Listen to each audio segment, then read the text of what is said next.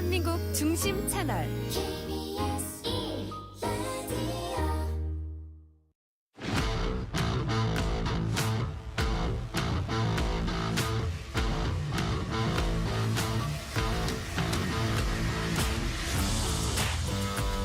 한상원의 스포츠.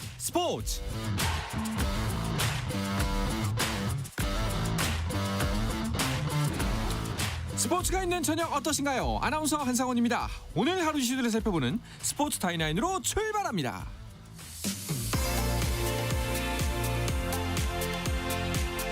프로야구 기아가 두산으로 떠난 박찬호의 보상 선수로 투수 홍민규를 선택했습니다. 기아는 두산으로부터 박찬호 기존 연봉의 2배인 9억 원의 보상금도 받게 됩니다. 한편 두산이 김재환을 보류 선수 명단에서 제외했습니다. 올 시즌이 끝나고 FA 자격을 얻은 김재환은 FA 시장에 나오지 않고 두산과 재계약 협상을 진행했지만 합의점을 찾지 못했고 두산은 방출을 결정했는데요. 이 소식은 잠시 후에 자세하게 짚어드립니다. 프로야구 KT가 메이저리그 미러키에서 데뷔해 미네소타, 텍사스, 템파베이를 거친 새 외국인 투수 보슐리를 영입했습니다. 사우어와 보슐리를 영입한 KT는 이로써 외인 투수 구성을 마쳤고 기아는 외국인 투수 제임스 네일과 최대 200만 달러에 재계약했습니다. 북중미 월드컵에 출전하는 한국 축구대표팀이 다음 달 열리는 조 추첨에서 일본, 이란, 호주 등과 함께 포트2로 분류됐습니다. 이에 따라 대표팀은 함께 포트2에 속한 크로아티아, 우루과이 등 피파 랭킹 10위권의 강호들과 조별 예선 맞대결을 피하게 됐습니다. 잉글랜드 프로축구 2부 리그 스토크시티의 배준호가 찰턴과의 리그 17라운드 홈경기에 선발 출전해 2대 0으로 앞선 전반 34분 역습 상황에서 토머스의 쐐기골을 도와 팀 승리에 기여했고 배준호는 시즌 2호 도움을 기록했습니다. 상대 선수의 얼굴에 스파이크를 때린 후 사과하려고 반대편 코트로 다가갔다가 네트터치 반칙이 선언됐던 김규민 네트터치 해프닝과 관련한 규정이 보완될 전망입니다. 한국배구연맹은 자체 검토와 감독기술위원회 회의 등을 거쳐 국제배구연맹 규정에 맞게 네트터치 세부 판정 기준을 개선할 계획입니다. 프로농구 울산 현대모비스가 외국인 선수 에릭 로메로를 내보내고 2m 11cm의 센터 자원인 존 이그브누를 새로 영입했다고 밝혔습니다.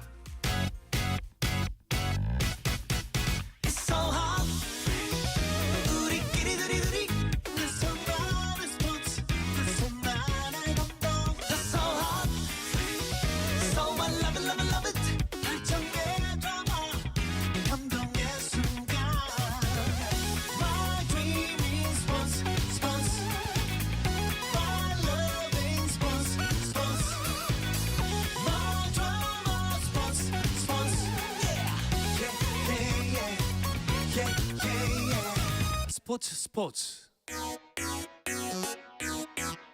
No problem. 다양한 스포츠 이야기를 나누는 정 PD와 김 기자 시간입니다. KBS 정현호 스포츠 PD, 매일경제 김지한 기자와 인사 나누겠습니다. 두 분 어서 오십시오. 안녕하십니까. 반갑습니다. 자, 프로야구 FA 시장 이야기부터 해보도록 하죠. 대여급 선수들이 차례차례 행선지를 정하고 있습니다. 네. 박찬호, 강백호, 박혜민 선수가 거취를 확정한 데 이어서 김현수 선수가 어제 KT와의 계약을 발표했습니다. 네, 3년간 50억 원 규모의 계약이 되겠습니다. 계약금이 30억 원이고 연봉이 20억 원으로 이제 세부 사항이 정해졌는데 네. 한 가지 특이한 점은 이 금액이 전액 보장 그러니까요. 금액이라는 점이 될 것 같습니다. 사실 KT 같은 경우는 이번 FA 시장을 앞두고 좀 준비한 것들대로 돌아가지 않는 모습이 좀 있었는데요.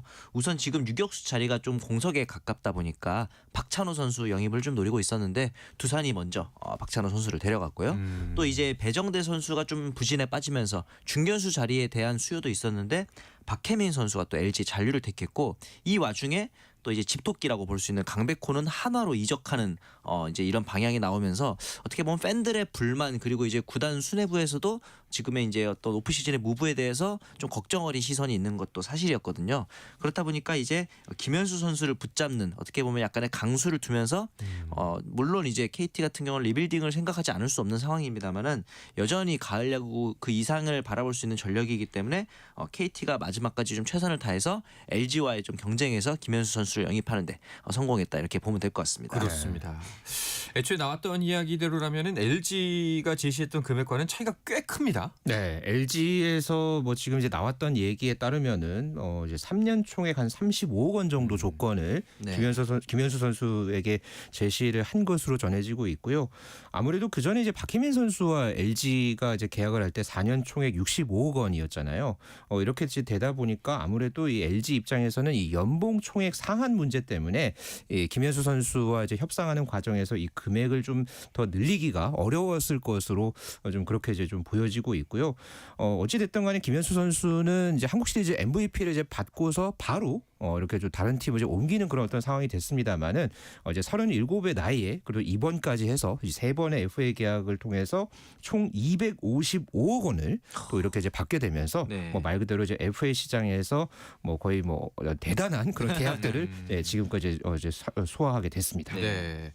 자, 뭐 금액도 금액이지만 전액 보장 이것도 맞습니다. 쉽지 않지 않습니까? 네. 그렇죠. KT 입장에서는 그 절대 거부할 수 없는 조건을 내밀었다라고 볼 수밖에 없어요. 거부할 수 없는 제안을 한 거죠. 네. 이 앞서 말씀드렸지만 KT 같은 경우는 소위 말하는 센터 라인이 지금 흔들리고 있는 상황이었거든요. 이루수, 유격수의 끝 좀 정확하게 주전이라고 볼 수 있는 선수가 없는 상황이었고 주전 중견수였던 배정대 선수도 슬럼프에 빠지면서 포수인 장성우를 제외하고는 주전 센터 라인이 거의 다 붕괴된 상황이었단 말이죠.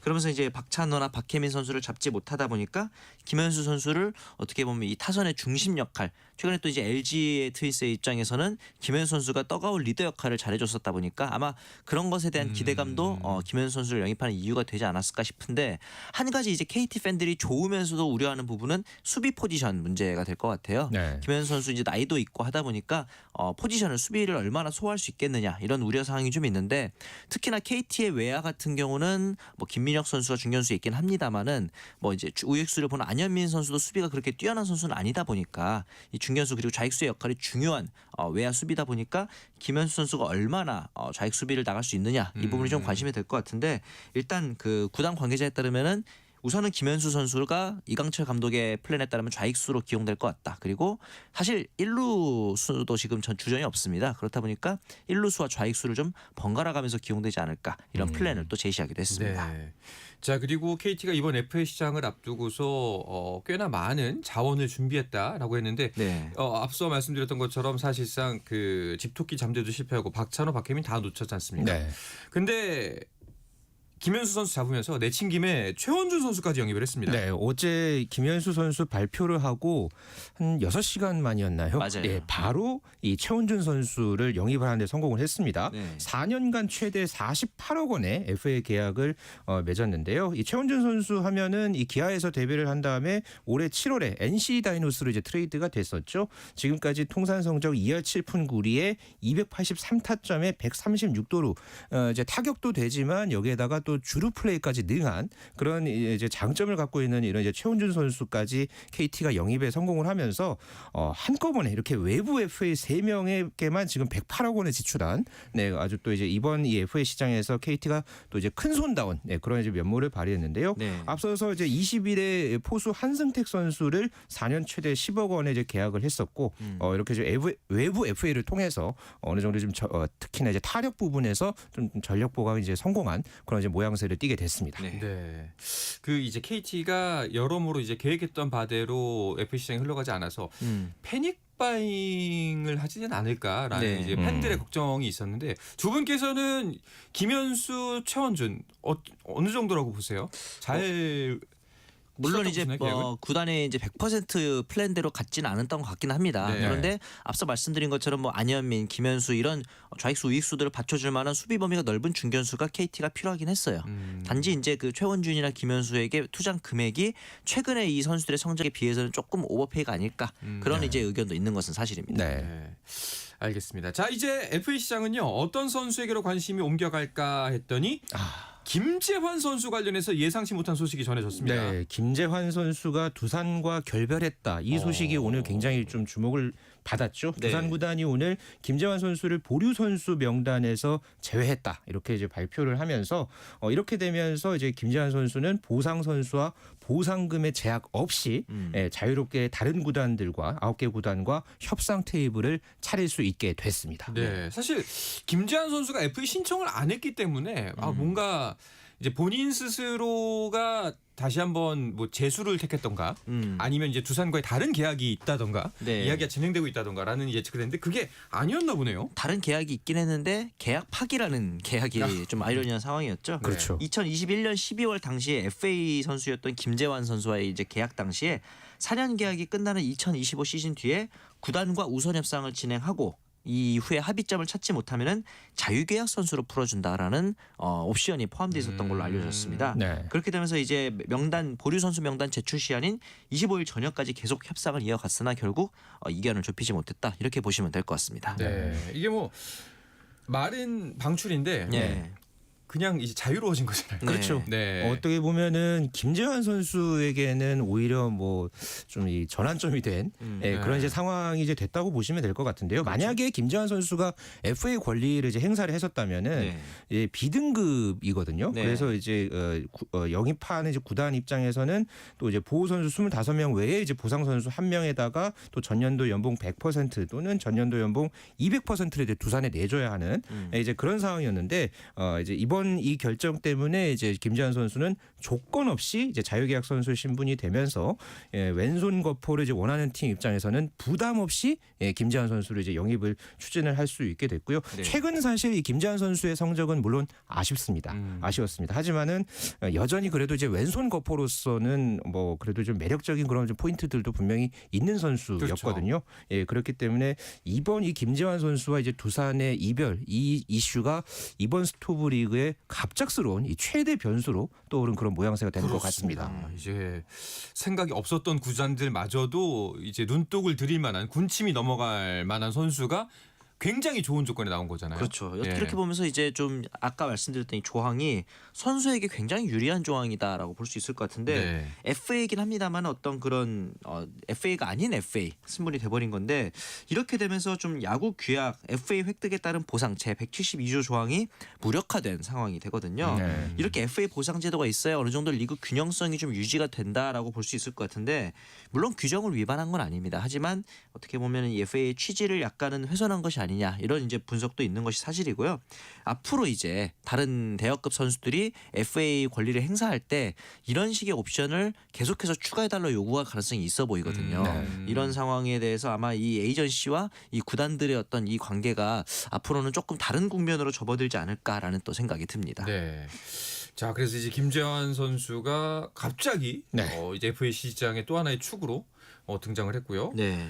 또 어떤 선수가 주목을 받고 있나요? 네, 뭐 지금 계속해서 대여급 선수들의 계약 소식이 있어 왔고요. 네. 지금 남아 있는 선수들 중에서는 삼성 출신 FA 강민호 선수의 재계약 여부인 그렇죠. 것 같습니다. 강민호 선수가 이번 FA 선언을 하면서 지금 4번째 FA 계약을 앞두고 있죠. 하지만은 아직까지는 이 계약 소식이 전해지지 않고 있고요. 다만 이 원소속 팀인 삼성이 조금 좀 다른 행보를 좀 보여오는 그러니까요. 게 있었죠. 이 두산과 NC에서 뛰었던 박세혁 선수를 영입을 했고 또 2차 드래프트에서 장승현 선수를 데리고 왔습니다. 모두 포수 포지션에 맞습니다. 있는 선수들을 데리고 오면서 뭔가 이 강민호 선수가 이 삼성 라이온즈를 떠났을 때의 상황을 염두에 둔 그런 포석이 아닌가라는 그런 좀 해석도 지금 나오고 있는 상황에서 또 이 강민호 선수의 이제 향후 행보 상당히 좀 주목을 해봐야겠고요. 네. 기아에 있는 이 최영우 선수의 이 거취 문제도 굉장히 주목을 하고 있습니다. 네. 아무래도 양현종 선수는 그래도 기아에서 계속 뛴 이 프랜차이즈 스타라는 점에서 양현종 선수도 이제 같은 FA 신분이긴 합니다만은 그래도 이 재계약 가능성이 그래도 상대적으로는 좀 높아 보이는 건 사실이거든요. 그런 상황에서 이 최영우 선수까지 기아가 잡을 것이라고는 좀 쉽지 않을 거라는 좀 분석들이 좀 계속 나오고는 있습니다. 뭐 잔류냐 뭐 물론 지금 뭐 다른 팀 이야기들도 나오고 있고 뭐 잔류 얘기도 나오고 있습니다만은 또 양현종보다는 최용우가 조금 더 이 외부로 나갈 가능성에 대한 그런 이야기들이 좀 나오고 있는데 네. 어찌됐든 이 최용우 선수와 강민호 선수 모두 지금 40대를 뭐 이렇게 바라보거나 또 40대 훌쩍 넘긴 그런 나이잖아요. 네. 예, 그럼에도 참 이렇게 젊은 선수들과 함께 또 좋은 모습 보여주면서 여전하게 이렇게 시장 가치를 또 인정받는 또 이런 이제 과정에서 또 이 선수들이 어떤 또 거취 행보를 보일지 굉장히 관심이 모아지고 있습니다. 네. 자, 그리고 이제 FA가 이루어진 부분에 있어서는 보상 선수가 또 하나의 볼거리입니다. 그렇죠. 예, 관심사인데 기아 팬들 같은 경우에는 박찬호 선수를 보냈기 때문에 두산에서 그 보상 선수를 받아야 하는데 오늘 결과가 나왔습니다. 네, 우완 투수인 홍민규 선수를 이제 지명을 했습니다. 올해 이제 데뷔한 선수인데 곧바로 데뷔하자마자 유니폼을 갈아입게 됐고요. 우완 투수인데 패스트볼의 구속이 140 초중반 정도가 나오기 때문에 뭐 구속은 그렇게 빠르지 않습니다만 네. 비교적 안정된 제구력 그리고 변화구의 특히나 이 체인지업의 무브먼트가 굉장히 좋다 이런 평이 있어서요. 제가 개인적으로 봤을 때는 기아 타이거즈가 최근에 이렇게 약간 구속이 느리지만 안정적이고 변화구의 완성도가 좋은 선수들 영입해서 뭐 황동아라든가 성영탁 이런 식으로 재미를 많이 봤거든요. 아마 이런 육성에 있어서 자신감이 있어서 홍민규 선수를 지명하지 않았을까라는 또 생각이 듭니다. 네. 자, 보상 선수 문제 같은 경우에는 FA에 관련해서 팀들은 신경 쓸 수밖에 없는 부분이긴 합니다. 네, 강백호 선수를 이제 그러니까 한화에서 영입을 했죠. 그러면서 한화에서는 지금 보상 선수 이외에 이제 다른 선수 이제 어떻게든 이제 내보내야 되는 이제 그런 상황인데 어찌됐든 이제 전력 누수가 이제 있었던 팀 입장에서는 이제 보상 선수를 지명하는 게 구멍을 최소화할 수 있는 그런 또 장점이 있기 때문에 중요한 전력 보강의 기회라고 이제 보시면 될 것 같고요. 누구를 데려오느냐에 따라서 또 이후에 전력 구상, 뭐 외국인 투수라든가 또 아시아 쿼터의 또 변수도 이번 시즌 이 스토브리그는 존재하고 있기 때문에 네. 예, 이런 부분들까지 좀 보시면은 이 보상 선수가 또 어떤 선수를 이제 지명을 하게 될지 굉장히 좀 관심 있게 지켜볼 포인트가 될 것 같습니다. 네, 알겠습니다. 자, 그리고 MLB 얘기도 살짝 해보면요. 오타니가 WBC 참가를 시사하는 글을 올리면서 관심을 모았고요. 네. 또 그리고 다저스 관련해서는 강정호 선수 소식이 있습니다. 이게 무슨 얘기인가요? 이제 최근에 MLB 구단 관계자들을 초청해서 트라이아웃을 진행을 했습니다. 네. LA 다저스를 포함해 2개 구단 스카우터가 참석을 했다라고 이야기를 했는데요. 타격에서는 또 이제 좀 뭐 홈런을 치는 모습을 보여주기도 했고 안정적인 송구, 다양한 면모를 보여주긴 했는데 어떻게 볼 이제 과연 나이도 있고 지금까지 현역으로 뛰지 않았기 때문에 경기 감각적인 측면에서는 과연 구단들의 선택을 받을 수 있을지는 좀 더 지켜봐야 할 것 같습니다. 네. 자, 이어서 프로배구 V리그 이야기 짧게 나눠보도록 하겠습니다. 네. 여자부 IBK 기업은행의 김호철 감독이 사퇴를 했다는 소식이 지난 한 주간 가장 큰 배구계 뉴스였거든요. 네. 오늘 사퇴 후 첫 경기가 열리고 있습니다. 네, IBK 기업은행이 지난 22일에 김호철 감독이 팀 성적에 책임을 지고 사퇴 의사를 밝혔다. 네. 이렇게 공식적으로 발표를 했습니다. 최근에 7연패 늪에 빠지면서 우승 후보였지만은 현재 최하위에 머물러 있는 그런 상황이었는데요. 오늘 이 여우현 감독 대행 체제에서 흥국생명과 홈 경기를 치렀습니다. 화성종합 실내체육관에서 IBK 기업은행과 흥국생명의 경기가 열렸는데요. 이 경기가 조금 전에 끝났거든요. 그러니까요. IBK 기업은행이 3대0 완승을 거뒀습니다. 예, 오늘은 완전히 지금 다른 경기력을 이제 보여줬는데요. 네. 뭐 경기 전만 해도 여우원 감독 대행이 무조건 이겨야 된다. 네. 상당한 또 이 승리 의지를 이제 보여줬고요. 이런 어떤 의지가 오늘 경기에서도 이제 드러났는데 오늘 뭐 세트 스코어도 보면은 이제 25대 23, 25대 23, 25대 22. 그러니까 세 세트 모두 굉장한 접전이 펼쳐졌습니다만 이제 막판 집중력에서 IBK 기업은행이 이제 상당한 이제 좀 모습을 보여줬고요. 오늘 네. 경기에서는 빅토리아 선수가 25득점 이제 활약을 했고 육서영 선수가 또 15점으로 이제 거들면서 흥국생명에게 아주 또 기분 좋은 완승을 챙겼습니다. 네. 뭐 팀에서 할 수 있는 가장 커다란 충격 요법이 이제 감독 그렇죠. 스택이긴 한데 네. 확실히 이제 조금 달라진 모습이 IBK 기업은행에서 나타날지 기대가 됩니다. 네. 여자부 순위 짚고 넘어가도록 하죠. 도로공사가 9연승 달리면서 단독 선두 네. 질주하고 있고요. 현대건설이 2위, 페퍼저축은행이 3위, 그리고 GS칼텍스와 흥국생명이 승점은 같습니다만 4, 5위에 자리하고 있고요. 정관장이 6위, 그리고 오늘 승리를 거둔 IBK 기업은행 아직은 7위에 자리하고 있습니다. 네. 남자부는 순위 경쟁 상황이 어떤가요? 네, 남자부에서는 대한항공 대한항공이 승점 22점 기록하면서 단독 선두 질주하고 있고요. KB손해보험이 승점 19점으로 2위, 그리고 그 사이에 한국전력이 3위로 치고 올라왔습니다. 예, 승점 14점 거두면서 3위, 현대캐피탈이 승점 13점으로 4위에 랭크되어 있습니다. 우리카드가 승점 11점으로 5위, 그 뒤를 이어서 OK저축은행과 삼성화재 순입니다. 네. 오늘 남자부도 경기가 펼쳐지고 있죠. 네, 현재 경기가 진행이 되고 있는데요. 네. 우리카드와 현대캐피탈의 경기인데 4세트가 진행 중인 현재 현대캐피탈이 세트 스코어 2대 1로 앞서 나가고 있습니다. 현대캐피탈은 이제 지난주에도 말씀드렸지만 레오 선수의 컨디션이 이제 경기의 관전 포인트다, 항상 이렇게 말씀을 드리는데 오늘 역시나 양팀 최다 득점이 22득점 하면서 공격 성공률도 67%를 마크하고 있으면서 네. 이 레오 선수가 오늘 컨디션이 좀 굉장히 좋아 보입니다. 그렇습니다. 아직 뭐 승부는 끝이 나지 않았기 때문에 계속 지켜봐야겠습니다만은 4위와 5위의 맞대결이기 때문에 또 이제 승부 경우에 따라서는 순위가 역전될 수도 있는 상황이기 때문에 좀 계속해서 주의 깊게 지켜봤으면 좋겠습니다. 네. 이어서 스포츠 이슈들 좀 더 짚어보겠습니다. 그 전에 잠시 쉬었다가 돌아옵니다.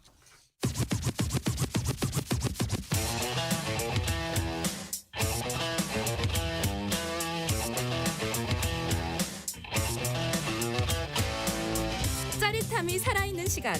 한상원의 스포츠. 어떠한 스포츠 이야기도 나눌 수 있는 정 PD와 김 기자 시간입니다. 정현호 KBS 스포츠 PD, 매일경제 김지한 기자와 함께하고 있습니다. 네.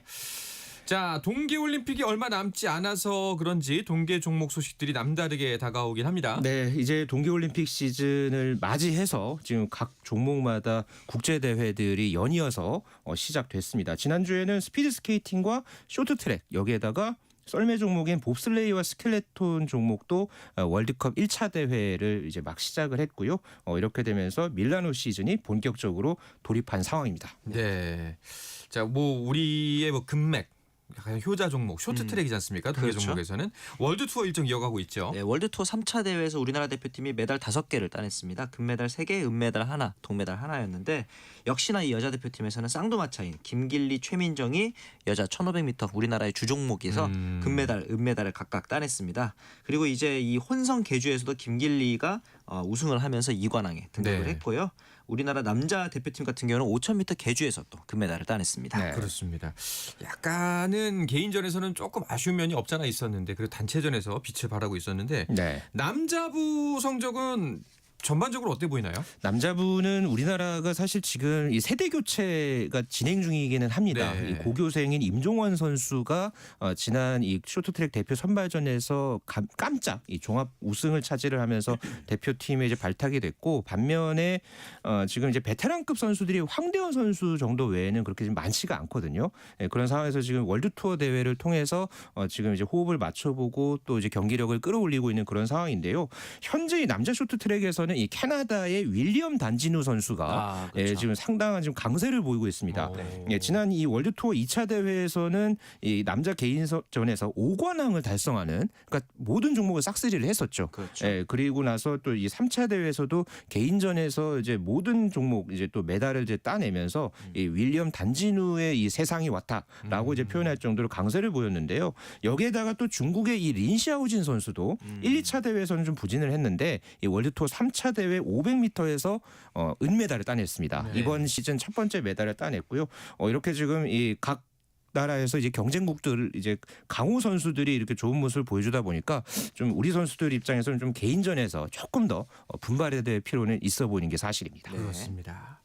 자, 그리고 스피드 스케이팅에서도 그 여러 가지 경기가 펼쳐지고 있는데, 저희가 지난주에 이상화 선수의 세계 기록이 12년? 네. 예, 12년 만에 깨졌다라는 소식 전해드렸었는데 월드컵 일정 계속해서 진행이 되고 있죠. 네, 특히나 이 김준호 선수가, 남자 대표팀의 김준호 선수가 이번에 이제 2차 대회에서 금메달을 따냈는데요. 일단은 이 금메달을 따내는 것도 중요합니다만 최근 2차례 월드컵에서 꾸준히 33초대 금메달을 노릴 수 있는 성적을 기록하고 있다는 점이 좀 중요할 것 같아요. 네. 네. 김준호 하면 이제 2014년 소치 올림픽부터 해서 벌써 4번째 올림픽 출전 앞두고 있는 네. 상황이기 때문에 이번에는 한번 좀 좋은 결과를 기대해봐도 좋지 않을까라는 생각이 듭니다. 네. 자, 그리고 봅슬레이 대표팀이 새로운 역사를 썼습니다. 지난 주말에 굉장히 또 좋은 소식이 나왔었는데요. 파일럿 김진수, 또 푸시맨 김영근, 김선욱, 브레이크맨 이건우 선수로 구성된 우리 봅슬레이 대표팀이 1차 월드컵에서 동메달을 따냈습니다. 2018년 평창 동계올림픽 때 우리나라 봅슬레이 팀이 4인승에서 은메달을 따냈거든요. 네. 그때 그 팀이 이루지 못했던 성과를 이번에 이 김진수 팀이 해냈는데요. 특히나 이번 대회가 어디서 열렸냐? 코르티나 담페초 올림픽 그 슬라이딩 트랙에서 열렸습니다. 그렇죠. 올림픽 트랙. 바로 이 올림픽 트랙에서 이렇게 메달을 따내면서 더욱더 의미 있는 그런 성과를 이번에 우리 팀이 냈습니다. 이제 봅슬레이 대표팀 같은 경우에는 뭐 질주 능력이나 운영 능력도 중요하지만 사실 그 레인에서 얼마만큼의 숙련도를 갖느냐가 중요하잖아요. 특히나 이 홈팀을 제외하고는 이렇게 네. 트랙에서 타볼 수 있는 기회가 많지 않습니다. 그렇죠. 그렇기 때문에 어떻게 보면 이 평창 올림픽 때도 우리나라에서 좋은 성적이 나올 수 있었던 비결이기도 하고 반대로 베이징 동계올림픽 때 우리나라가 좀 아쉬운 성적을 냈던 것도 트랙 적응의 문제였거든요. 네. 그런데 이번 이 코르티나 담페초 올림픽 트랙에서 이렇게 좋은 성적이 나왔다는 것은 기대해 볼 만한 요소가 있는 것으로 보입니다. 또 여기에다가 또 이 스켈레톤 간판 정승기 선수도 5위에 올랐거든요. 네네. 이 정승기 선수가 지난 시즌에 이제 허리 부상 때문에 또 수술대까지 오르면서 상당히 좀 재활 기간을 좀 힘들게 보냈던 그런 선수였는데요. 이 부상을 딛고 이번에 이 월드컵 대회에서 처음 레이스를 펼쳤는데 여기서 또 5위에 오르면서 또 네. 올림픽에 대한 전망을 한층 밝혔습니다. 네. 자, 그리고 스포츠계 또 어떤 이슈들이 눈길을 모으고 있나요? 안세영의 독주 여전히 좀 이제 관심이 가고 있고요. 네. LPGA 최종전이 끝났는데 이번에도 또 티티꾼 선수가 이제 우승을 차지했다는 소식도 있었습니다. 네. 안세영 선수가 이제 지금까지 14개 대회에서 10개를 휩쓸었다는 얘기지 않습니까? 네. 그 두 종목에서 이번 시즌 10승을 달성하고 있는데 단일 시즌 최다 우승 기록이 12승이니까 동반 신기록 기능이 이론상으로는 가능합니다. 네, 안세영 선수와 여기에다가 남자 복식의 서승재 김원호죠. 그렇죠. 네, 이렇게가 지금 현재 이번 시즌 10승을 나란히 달성하고 있거든요. 지금 남은 대회가 다음 달 17일에 중국 항저우에서 열리는 BWF 월드 투어 파이널스 대회입니다. 이 대회가 이 왕중왕전 성격의 대회거든요. 그렇죠. 네, 세계 랭킹 최강자들이 다 모이는 바로 그 대회인데 특히나 이 안세영 선수에게는 이 대회가 열리는 장소가 아주 의미가 깊습니다. 2년 전에 아시안게임 금메달을 땄던 바로 그 장소, 그 항저우. 체육관에서 아하. 경기를 치르거든요. 여기서 뭐 천이페이라든가 또 뭐 이제 중국의 이제 다른 이제 뭐 레로라는 선수들을 이제 다 제치고 그때 금메달을 땄는데 그렇죠. 바로 그 장소에서 안세영 선수가 이번에도 이제 우승을 차지하면서 또 다른 또 대기록을 달성하는 그 현장을 만들어낼지 지금으로서는 현재 기세로서는 충분히 가능해 보입니다. 네, 그렇습니다. 많은 것이 걸려 있는 경기 꼭 좋은 낭보를 들려왔으면 좋겠습니다. 네. 자, 그리고 골프 이야기로 넘어가서요. 2025 골프 시즌은 결국 티티꾼 시대를 선언하면서 마무리가 된 건가요? 네, 여자 골프 지금 세계 1위인 진호 티티꾼 태국 선수죠. 본인이 태어나기도 전에 소렌스탐이 세웠던 기록을 이번에 다시 세웠습니다. 평균 네. 타수가 23년 만에 경신이 됐고요. 와. 여기에 더해서 당시의 소렌스탐처럼 최저 타수상 그리고 올해 선수 상금왕을 모두 차지하면서 3관왕에 등극을 했고 상금만 무려 올해 거의 111억을 넘는 금액을 기록했다고 합니다. 원래 좀 뭐랄까 운동과는 연관이 없었던 어떻게 보면 약간 병약한 선수였다 이렇게 이야기를 했을 정도인데 이렇게 되면서 이제 이 역대 최연소로 당시에 2017년도에 정상에 오르면서 세상을 놀라게 했었고요. 또 네. 2022년에 LPGA에 데뷔했으니까 불과 3년 만에 세계 랭킹 1위까지 올라갔던 점에서는 정말 천재가 아닐까 또 그런 부러운 생각이 또 들기도 합니다. 그렇습니다. 자, 뭐 이제 대한민국 골프 선수들의 소식이 좀 안 들려오는 거는 뭐 좀 아쉬운 부분이지만 그래도 새로운 시대에서 또 다시 한번 활약하길 기대하면서 오늘 네. 이쯤에서 마무리를 할까 합니다. 네. 자, 정현호 KBS 스포츠 PD 매일경제 김지한 기자와 함께했습니다. 두 분 오늘도 고맙습니다. 고맙습니다. 내일도 저녁 8시 30분에 뵙겠습니다. 한상원의 스포츠.